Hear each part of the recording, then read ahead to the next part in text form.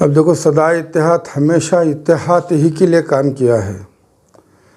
अब ये जो फितने पैदा हो रहे हैं, अब ये तरह तरह से ये होना ज़रूरी है, क्योंकि हम सब ईमान के ऊपर यकीन रखते हैं कि शैतान का काम है फितने पैदा कराना, और हम लोग उसके पीछे ये कोशिश करते हैं कि नहीं, शैतान के काम को नीचे करके इत्तेहाद के काम को आगे ले जाएं ताकि कौम के लिए कुछ फ़ायदा हो। अब रही ये सोशल मीडिया पे जिस तरह से आप बोल रहे हैं, तो सुनने में मिला कि कुछ बातें आगे हुई हैं, तो हमारा इनसे एक सवाल है कि या तो कुरान पाक को सही तरह से पढ़ें और उसे समझें, और उसके बाद में अल्लाह के प्यारे हबीब सल्लल्लाहु अलैहि वसल्लम का जो फरमान है उसकी तरफ देखें, उसके बाद में अपनी तरफ से कोई बात रखें। ये उलमा के ऊपर भी एक ज़िम्मेदारी है, और जो बातें हो रही हैं जिस तरह से, उनके ऊपर भी ज़िम्मेदारी है। अब कुछ दिन पहले मैंने भी देखा है कि खानकाहों का नाम सामने आया है, तो मैं ये समझता हूँ खानकाहों की ज़िम्मेदारी क्या है। खानकाहों की ज़िम्मेदारी ये है कि हर बुरे और भले को एक साथ में ला करके दीन की तरफ राग़िब करने का काम खानकाहों का है। वहाँ पर सिर्फ दिलों को देखा जाता है, ज़ात को नहीं देखते, मसलक को नहीं देखते, चेहरों को नहीं देखते। वहाँ सिर्फ पैगाम मोहम्मद सल्लल्लाहु अलैहि वसल्लम को दिखाया जाता है। और जो अहले बैत का नाम आजकल बहुत ज़्यादा सामने आ रहा है, बेशक उसके बग़ैर कायनात है ही नहीं, मगर जो अहले बैत का नाम लेते हैं तो उनको ये भी समझ लेना चाहिए उसके ऊपर उन्होंने कितना क़ायम दायम हैं और उसके ऊपर वो कितना अमल करके चल रहे हैं, पहले उनको खुद देखना चाहिए, फिर उसके बाद में सारी बहस में पढ़ना चाहिए। इल्म की बात तो बहुत सारे करते हैं, लेकिन आज तक वो इल्म बाहर नहीं आया है जिस तरह से अपने आप को लोगों के सामने पेश करें। अब रही एक इल्म ये है जो मदारिस से निकल करके आता है, वो ज़िम्मेदारी बनती है उलमाए कराम की, क्योंकि उनको महराब मिंबर मिला है। इसी के बाद निस्बत उनको नबी के वारिस कहा गया है, क्योंकि जो महराब मिंबर पर नबी पाक सल्लल्लाहु अलैहि वसल्लम खड़ कर के खुतबा देते थे, वो मकाम अगर किसी को मिला है तो वो उलमा को मिला है। ये जो बयान देना और इसके अंदर अच्छी राह बताना, ये ज़िम्मा सिर्फ उलमा का है। अब हम जैसे हैं, हमारा जो अपने आप को मैं खानखा ही कहता हूँ, तो हमारा काम अलग है, और ये हमारी औकात भी नहीं है कि हम हज़ारों आदमियों को खड़ करके जवाब दें। ये तो उलमा का काम है, उनको समझाना, बोलना, बताना सब। हम फ़कीरों का काम अलग है, हर बात में बात निकाल करके उसके ऊपर अमल करने का काम हमारा है। उसकी बानिस्बत हम लोगों ने जो भी हमारी खानख्वाह में आते हैं, हम ज़ाती नहीं देखते, मसलक तो दूर की बात। पैगाम जो है कुदरत के फ़ैसलों के ऊपर अटल हो करके चलने का नाम फ़कीरी है। सूफीज़म का काम यही था, अपने आप को छोटे हो करके आगे वाले को अपना बड़ा बना करके उसे अपने करीब ला करके ईमान की रोशनी उनके दिलों में पैदा करने का काम सूफियत है। अब ये सूफियों को इस कदर लेकर के आए हैं, ये एक बहुत बड़ा जो है उनके ऊपर इल्ज़ाम है, जो लफ्ज़ सूफ़ी है, जो हकीकी सूफ़ी के ऊपर इल्ज़ाम है। इसीलिए मैंने एक किताब लेकर के आया हूँ। इसके अंदर ख्वाजा उस्मान हारूनी साहब अनिसिल अरवाह, इसके अंदर ख्वाजा गरीब नवाज़, उनके पीर ख्वाजा उस्मान हारूनी साहब, जो उनको नसीहत दी गई ख्वाजा गरीब नवाज़ को, उन्होंने इसमें कहा है, जैसे मदरसे का सारा इल्म हासिल करने के बाद बगदाद में जुनैद बगदादी रहमतुल्लाह अलैह की जो मस्जिद में गए, जैसे पीर साहब के ऊपर नज़र पड़ी ख़दम वसी करके, उन्होंने जब बैत की उनके हाथ के ऊपर, तो 20 साल उन्होंने लगाया कि पीर की खिदमत में मैं रहा, पहले 10 साल, उसके बाद फिर 10 साल। कौन बता रहे हैं? ख्वाजा मोइनुद्दीन हसन चिश्ती रज़ी अल्लाह ताला अन्हु बता रहे हैं 20 साल। तब 20 साल होने के बाद एक जगह पर उन्होंने गोशा नशी होते हैं, वहाँ पर ख्वाजा उस्मान हारूनी रहमतुल्लाह अलैह बताते हैं कि आप चाश्त के वक्त आना ताकि मैं तुम्हें कुछ तरगीब दूँ कि मेरे मुरीदों को आप बताएं। तो वो 28 मजालिस इसमें होती है। ये 28 मजालिस में सबसे पहले गरीब नवाज ख्वाजा मोइनुद्दीन हसन चिश्ती को ये 28 मजालिस यहाँ से शुरू होती है। 28 दिन 28 मजालिस किसे? 20 पहले पूरा इल्म हासिल किया मदारिस में, बाद में पीर की खिदमत में गए, 10 साल का अरसा एक बार गुजारा, फिर उसके बाद फिर 10 साल होने के बाद 28 मजालिस। उसके बाद जब ऐसे अकाबिरीनों का ये आलम है, इनको कहा गया सूफ़ी। और मैं कहता हूँ कि मैं सूफ़ी हूँ, क्या मैं इनके बराबर हूँ? क्या मैं इस लायक हूँ? तो ये नाम भी एक तरह से इस तरह से उछाला जा रहा है, इससे जो है ये लोगों को गुरेज करना चाहिए, वरना ये जवाबदा हो जाएंगे अल्लाह की नज़र में। अब रही अहले बैत की बात बहुत होती है, बेशक होना भी चाहिए, मगर क्या हुसैन रज़ी अल्लाह ताला ने जो काम किया क्या हम कर सकते हैं? क्या अल्लाह की रज़ा के लिए अपने घर बार को लुटा सकते हैं? मोहब्बत की दावा बहुत करते हैं, लेकिन कुर्बानी की बात आए तो कोई आगे है नहीं। लफ्ज़ी बातें कह देना, लोगों में एक तरह से वो लोगों के अंदर ऐसी बेकरारी पैदा करो ताकि वो बहक जाएं, वो भटक जाएं। ना जाने आजकल ये वो 15वीं सदी है, इसमें बहुत मुश्किल है।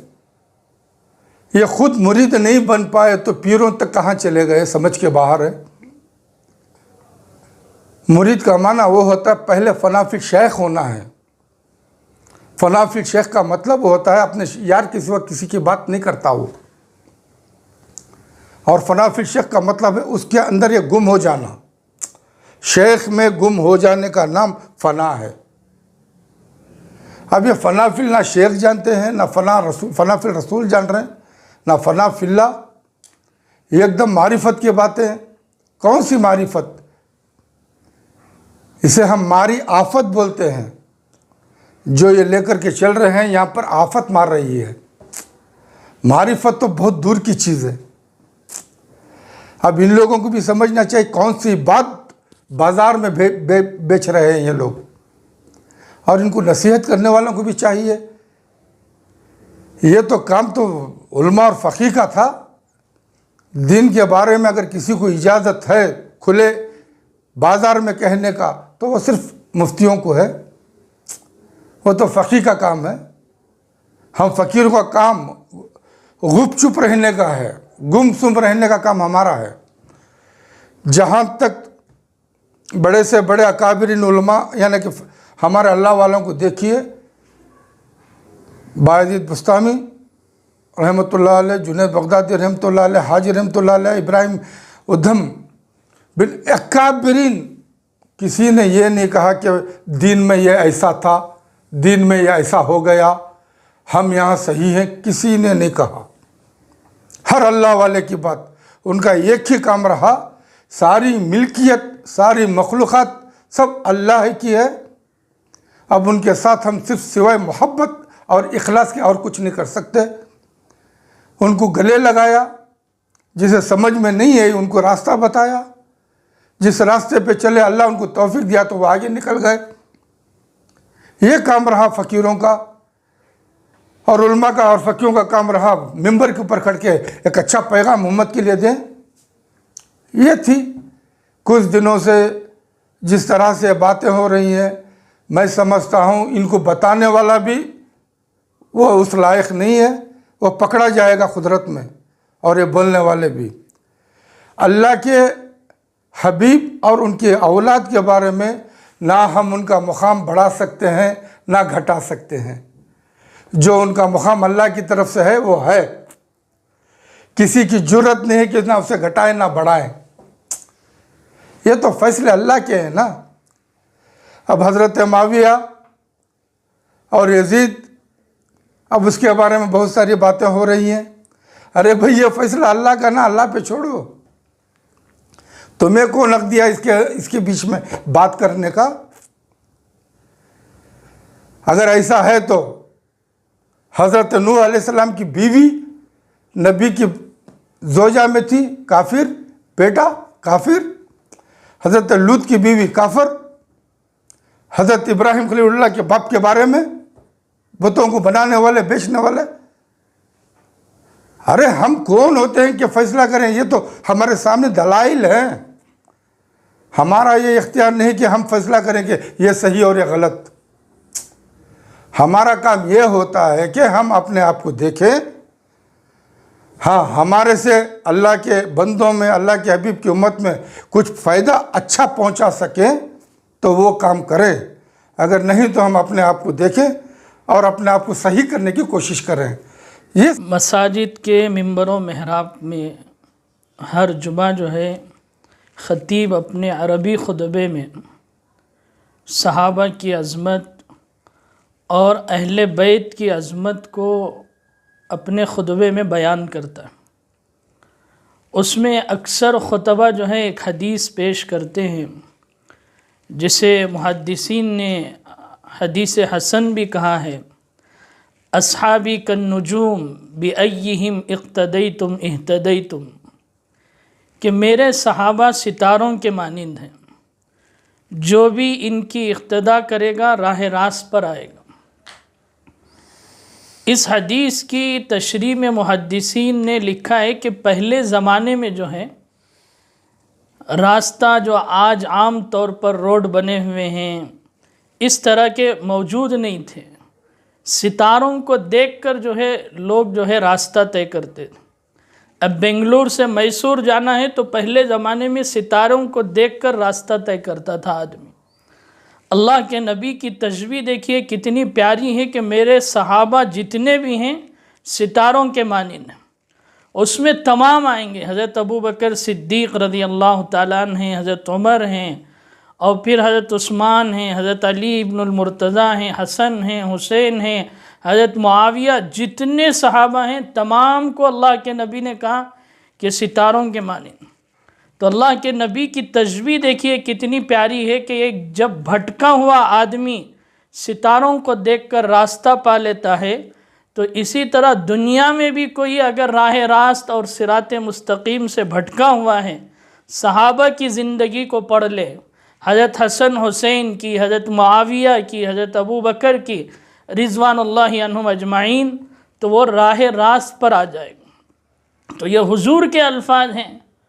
तो जब हुजूर इनके बारे में इतनी पुख्तगी के साथ अल्फाज कह रहे हैं, और हुजूर ने एक दूसरी जगह फरमाया कि तमाम सहाबा आदिल हैं और उनका अदल हर चीज़ में है, इबादात में है, मुआमलात में है, मुआशरत में है, खिलाफत में है, हर चीज़ में वो आदिल हैं।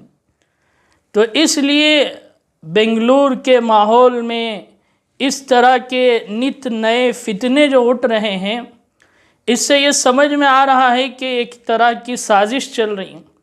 इसलिए कि पहले ज़माने में भी बख्त नस्र बादशाह था, वो हमले के लिए आया तो वहाँ पर गुफ्तगू हो रही थी मुसलमानों में आपस में कि हज़रत ईसाइयों में कि हज़रत मसीह अलैहिस्सलाम का फुजला पाक है नापाक है, और तातारिया कौम हमला कर रही है। कहाँ पर? अहले बगदाद पर।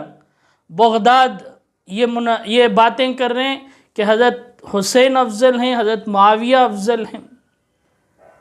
जी ऐसा मुफ्ती साहब, एक मसलक या एक मकतब फ़िक्री अपनी ताकत एक दूसरे के ख़िलाफ़ इस्तेमाल करते रहेंगे तो मिल्लत का हाल क्या होगा?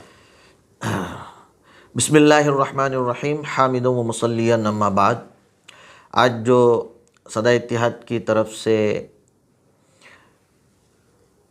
मीडिया के हज़रात को बुलाकर दरअसल आप हजरात को ज़हमत देने की सबसे बड़ी वजह यह है कि हमारे अंदर एक दर्द है, और वो दर्द ऐसा है कि हम उसको बयान करने से कासिर हैं, इसलिए कि आज पूरा मुल्क जालिम के नरगे में है, फिस्ताई ताकतों के नरगे में है। ऐसे में हमारे जो इश्यूज़ हैं वो एक तो उम्मत वहदा, उम्मत को एक करना, फिर आज हम मुस्लिम कम्युनिटी के अंदर बिलखुसूस तालीमी लिहाज से बड़ी कमी है, और फिर इसी तरीक़े से बहुत सारी ऐसी चीज़ें हैं कि आज मुस्लिम कम्युनिटी फेस कर रही है, बहुत सारे चैलेंजेस हैं। तो देखिए कि इस पर अगर तमाम लोग मिल बैठकर काम करें तो कुछ ना कुछ हमारी मुस्लिम कम्युनिटी का भला और फ़ायदा हो सकता है। और ये इस्लाम भी कहता है, इस्लाम ये कहता है वातसिमू बिहब्लिल्लाहि जमीअन वला तफर्रकू, अल्लाह की रस्सी को मजबूती के साथ थामे रखो और तुम आपस में तफरका ना फैलाओ, तफरका ना पैदा करो। अब देखिए कि रसूलुल्लाह सल्लल्लाहु अलैहि वसल्लम की आप सीरत को उठाकर देखें, रसूलुल्लाह सल्लल्लाहु अलैहि वसल्लम को सबसे ज़्यादा किसने समझा है? सहाबा किराम की ज़ात ने समझा है। सहाबा किराम से ज़्यादा रसूलुल्लाह सल्लल्लाहु अलैहि वसल्लम को किसी ने नहीं समझा है। रसूलुल्लाह सल्लल्लाहु अलैहि वसल्लम की तालीमात में क्या कोई ये बता सकता है कि अल्लाह के नबी अलैहिस्सलातु वस्सलाम ने ये कहा हो कि नफ़रत को आम करो, एक दूसरे से लड़ो, तानो तशनी करो? क्या रसूलुल्लाह सल्लल्लाहु अलैहि वसल्लम की ऐसी तालीमात है? लियाज़ु बिल्लाह, जो ये कहेगा वो काफिर हो जाएगा, वो मोमिन ही नहीं, मुसलमान ही नहीं है। सहाबा किराम रिज़वानुल्लाहि ताला अलैहिम अजमाइन ने रसूलुल्लाह सल्लल्लाहु अलैहि वसल्लम की यही तालीमात को आम किया है। हज़रत अबू बकर से लेकर आखिर तलक भी जितने सहाबा इस दुनिया में हुए हैं, पूरी दुनिया में फैल कर उन्होंने इस्लाम की इशाअत की है, रसूलुल्लाह सल्लल्लाहु अलैहि वसल्लम की सीरत को आम किया है, नफ़रतों को आम नहीं किया है। ये नफ़रतों का बाज़ार चंद दिनों से चल रहा है, ये चंद सालों की ये पैदावार है। हज़रत मौला अली करमल्लाहु वजहुल करीम की तालीमात में क्या कहीं ये मिलता है कि उन्होंने हज़रत अमीर मुआविया पर सबो शितम किया है? क्या कोई ये बता सकता है? अस्सलाम वालेकुम रहमतुल्लाहि व बरकातहू। कट कर लो। अस्सलाम वालेकुम रहमतुल्लाहि व बरकातहू। हमें सदा इत्तेहाद से हमें ये फ़िक्र लेकर बैठे हैं। आजकल जो मीडिया में बहुत चर्चे हो रही, बहुत चर्चे ये हमारे हिंदुस्तान के अंदर नहीं, हमारे बेंगलुरु के अंदर ही शुरुआत शुरू हुआ है, लेकिन ये सभी बंद होना चाहिए। ये सोशल मीडिया के अंदर ये ज़रूरत नहीं है हमारे दीन के बारे में बोलना। दीन हमारे अगर कुछ छोटी भी बात बोलना है वो सभी हमें आपस में बैठ को मस्जिद के मेंबर से बोलो। ये सोशल मीडिया में बोल के आवाम दूसरे कुछ देख रहे हैं, वो देख रहे हैं मुसलमान क्या कर रहे हैं। आज के मुसलमान बहुत कमज़ोर हैं, वो होटल में बैठ के, कोई फाला में बैठ के उस पर फजूल खर्चा कर रहे हैं। ये मुसलमानों की चंद चीज़ों की वजह से खर्चा करो, लेकिन ये दीन फैलाने की वजह से नहीं। दीन फैलाओ अच्छा है, इससे दीन फैलाओ नंबर से। लेकिन आज हमारी हिंदुस्तान के अंदर बहुत मसले हैं, वो चीज़ के ऊपर फ़िक्र को हमें सदा एहतियात जो भी हम बात करते हैं सिर्फ मोमिन भाइयों कलमे के बुनियाद के ऊपर एक रहो। हमें ये प्लेटफॉर्म काम कर रहे हैं, सारे मुसलमान यही फ़िक्र लेको सोशल मीडिया चंद चीज़ों से बुरे बुरे चंद चीज़ों कोई एक इंसान उसका वाह बनाने के लिए वो चीज़ उन्हें सोशल मीडिया में अलग अलग मसले से बता रहा है, वो चीज़ों से दूर रहिए। हर मुसलमान एक प्लेटफॉर्म में कलमे बुनियाद के ऊपर एक रहिए, अच्छे काम करो। हमारे ऊपर कोई छोटी भी कोई दूसरे मसले वाले हमारे ऊपर कुछ तकलीफ़ दे रहे हैं तो वो चीज़ के ऊपर फ़िक्र लियो। हमें मुसलमान एक रहो, वो चीज़ के ऊपर कोई भी बात आए तो उसके ऊपर बात उठाइए, उसके लिए हम सब साथ रहेंगे, इंशाल्लाह अच्छा काम करेंगे। दीनदार भाई हमें जुड़ कर रहेंगे, कोई मसले मसालत के ऊपर सोशल मीडिया के ऊपर बात मत करिए, हमें एक रहेंगे। अस्सलाम वालेकुम रहमतुल्लाहि व बरकातहू। इख्तलाफात फैला रहे हैं, क्या आप उनसे बातचीत किए हुए हैं, उनको मिला? नहीं, अभी उनसे बात किया तो क्या होता है, बेकार के और बात हम बढ़ेंगे, उसके लिए हमें उनको बात करना, अभी उन्होंने जोश में रहेंगे, शायद उनको चंद चीज़ें कोई पता नहीं, कोई सपोर्ट दे रहे हैं, क्या कर रहे हैं जोश में ही, उसके लिए उनके बारे में हमें बात करना अच्छा नहीं रहेगा। हमें ये सोशल मीडिया से दूर रहेंगे, उनको भी मालूम हो जाएगा चंद दिनों के बाद में हमें कर रहे हैं गलत करके, उनको भी मालूम होएगा, हमें वो चीज़ों पे बात करना अच्छा नहीं रहेगा। उसके लिए आप लोगों को हमें बुला को हमारे सदा इतिहास से प्लेटफार्म से हमें आपको मैसेज दे रहे हैं, पूरे आवाम को, पूरी मुसलमान के आवाम से ये चीज़ों से दूर रहिए, ये चीज़ों से बेकार की चीज़ों से मत पड़िए। सदा इत्तेहाद यही चाहती है, एक रहो यही चाहती है। इस सिलसिले में सदा इत्तेहाद रियासत कर्नाटक के बड़े उलमा से कुछ मिलने की नहीं, हमारे सदा इत्तेहाद से बड़े बड़े उलमा जुड़ को इस सदा इत्तेहाद से हैं। इंशाल्लाह हमें ये चीज़ पे बात करेंगे। बहुत चीज़ों से बड़े बड़े हमारे देवबंद से हो, बरेली से हो, कोई भी बेंगलुरु को आते हैं, उनसे हमें रब्ता करते हैं, वो ये चीज़ों से हमें बात करते हैं। वो लोग हम भी बता चुके हैं, ये चीज़ों से ज़रा दूर रहिए करके बता चुके हैं, उसके लिए हमें दूर है ये चीज़ों से। हमें ये चीज़ों को कोई भी आते हैं तो हमारे कर्नाटक के नहीं, सिर्फ बड़े देवबंद से, बरेली से, कहाँ से भी आते हैं, उनसे मैं रब्ता करते हैं, वो चीज़ों से मैं बात करते हैं। ये चीज़ों से दूर रहेंगे कि हमें भी दूर है, उन लोगों भी दूर हैं।